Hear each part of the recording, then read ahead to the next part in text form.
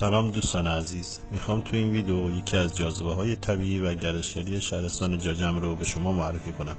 رودخانه کاله‌شور جاجم یکی از جاذبه های طبیعی بی‌نظیر در ایران است. این منطقه در جنوب شهر جاجم در دل کویر واقع شده.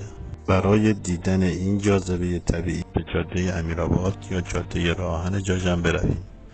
نرسیده به تقاطع جاده و راه آهن سمت راست، مسیر خود را در بیابان و کویر ادامه می‌دهیم.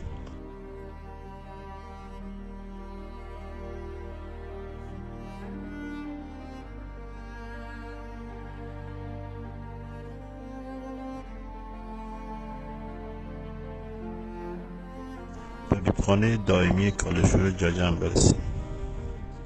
آب رودخانه قابل شرب و کشاورزی نمیباشد. این آب دارای نمک ارزشمندی است که از قدیم منبع درآمد اهالی جاجم بوده است. نمک جاجم به صورت سنتی استخراج می شود. برداشت نمک و این اثر طبیعی می تواند یکی از جاذبه های گردشگری شهرستان معرفی شود.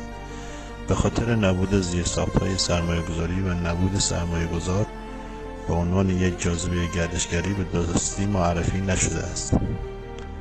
اگر به دنبال یک سفر طبیعت‌گردی و دیدن ستارگان و آب درمانی هستید، کویر جاجم بهترین منطقه برای این امر میباشد.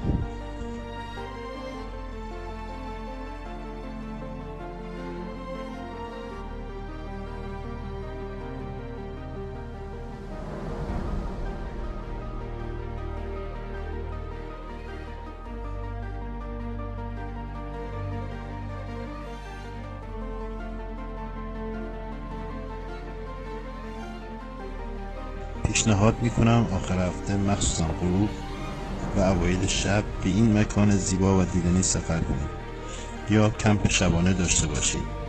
از غروب زیبا، شبهای پرستاره، آرامش کویر و دیگر زیبایی‌های طبیعی این مکان لذت ببرید.